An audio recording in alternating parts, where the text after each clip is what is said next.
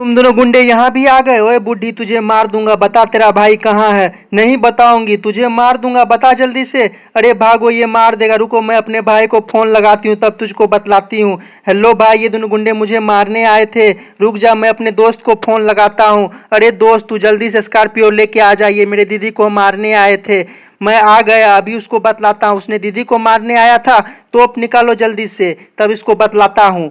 ये लो धराम, ये तो मर गया। दोस्तों, हमारी मेहनत के लिए एक लाइक और सब्सक्राइब प्लीज कर देना।